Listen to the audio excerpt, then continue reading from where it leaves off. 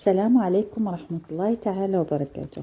مرحبا بكم في قناتي وقناتكم شهوة يمنى، فيديو جديد ووصفة جديدة. نتمنى تكونوا في أحسن الأحوال وانتم تشاهدوا هذا الفيديو. عواشركم بروكا، والله يدخلها عليكم بالصحة والسلامة وبجميع المتمنيات إن شاء الله. وضمن مملحة رمضان اليوم بغيت نشارك معكم كروكيتات بالكفتة والرز، تيجيو لذاذ ومقرمشين ساهلين واقتصاديين. الا بغيتوا تعرفوهم بقاو معايا حتى لاخر الفيديو. وقبل ما نبداو كنتمنى الدعم ديالكم، لايك والاشتراك وتفعيل الجرس باش تكونوا اول وحدين توصلكم الجديد.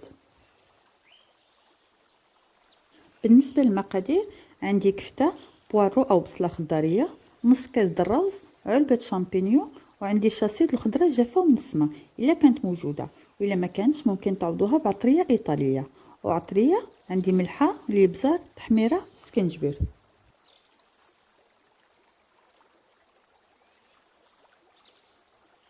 اول حاجه نديروها نطيبوا الرز. نديرو نص كاس الرز مع كاس الماء وشويه الملحه ونخليهم حتى يطيبوا مزيان. في المقله تنديرو قياس الزيت المخلطه البلديه مع زيت المائده، نضيفوا عليها بوارو ولا بصله خضاريه وشويه الملحه اللي تتبقى على حسب الذوق، ونصبروا عليها حتى تهبط وتاخذ اللون الذهبي. وكما تتشوفوا من بعد ما تغير اللون ديال البصله نضيف عليها الشامبينيون اللي غسلته مزيان وقطعته رقيق، نخليه يتقلى مزيان مع البصله ويطيب.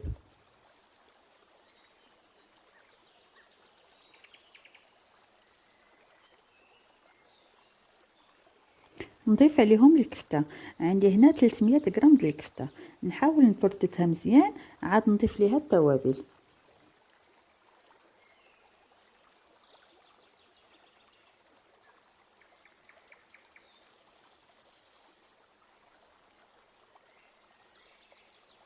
في العطريه عندي معلقه صغيره سكنجبير ونص معلقه ديال الابصار ومعلقه صغيره عامره تحميره، ونخلط كل شيء.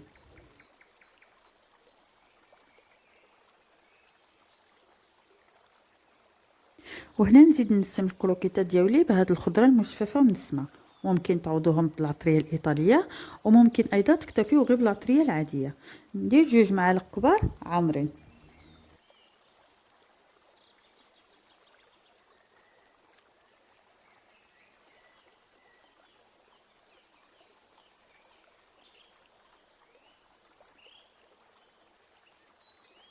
نخلط كلشي مزيان حتى ينسجموا المكونات كاملين مع بعضهم، ونضيف الرز اللي سبق لي طيبته في الاول حتى طاب مزيان وتشرب الماء ديالو كامل.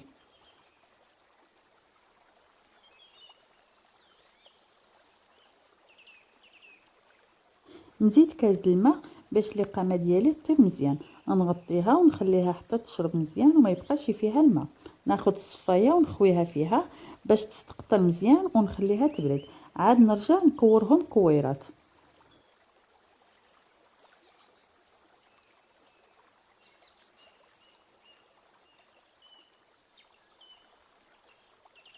ومن بعد ما بردت الكفته مزيان نضيف ليها ربيع، قزبر ومعدنوس مقطع رقيق، وقياس 150 غرام فرماج محكوك، ممكن تستعملوا اي نوع تتفضلوه.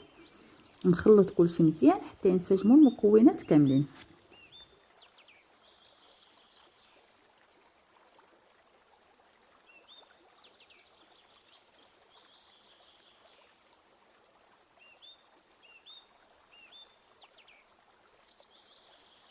صافي هنا ندوز باش نكور الكروكيطات ديالي. ناخذ قياس، انا درت في كل وحده تقريبا 20 غرام وكل وحده والوزن اللي بغات. نكور وانا تنزير باش ما يطرطقوليش ملي نديرهم في الزيت، تنبقى غاديه بحال هكا حتى نسالي الكميه اللي عندي.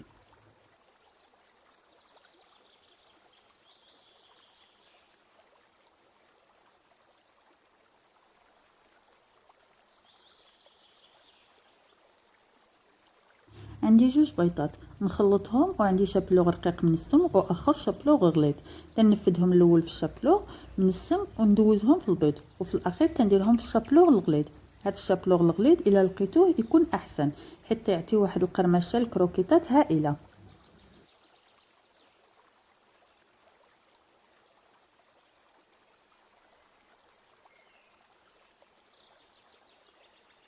وانا تندوزهم في الشابلوغ، تنحاول نقاد ليهم الشكل ديالهم.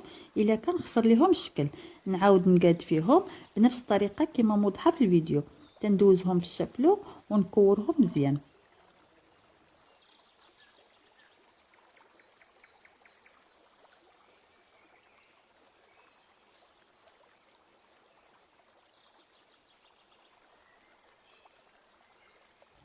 ومن بعد ما كورتهم كاملين ودوزتهم في الشابلو راه تيخرجوا كميه لا باس بها. انا خرجت لي 44 حبه. ناخذ واحد بلاطو ولا صينيه نفرش ليها بلاستيك ونستفهم وندخلهم المجمد حتى يجمدوا ويشدوا راسهم مزيان. من بعد نجمعهم في بلاستيك غذائي ولا في شي بواطه، نخليهم في المجمد. نهار نحتاجهم نجبد القياس اللي بغيت ومباشره من المجمد للزيت.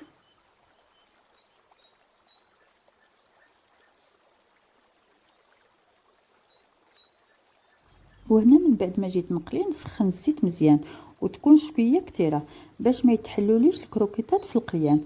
ونحرك في الاول غير بالمقله حتى يشدوا راسهم، عاد نبدا نحرك فيهم ونخليهم يتحمروا وياخذوا لون موحد، ونحطهم فوق الورق باش يستقطروا. وها هما واجدين.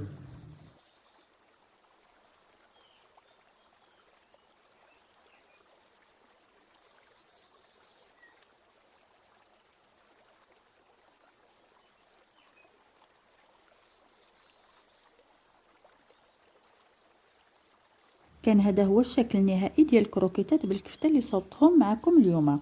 من بعد ما تقلاو وتحمروا مزيان تيجيو مقرمشين بزاف ولذاذ. تنتمنى انكم تجربوهم ومتاكده غادي يعجبوكم ويعجبوا ولادكم وغادي يوليو معتمدين عندكم.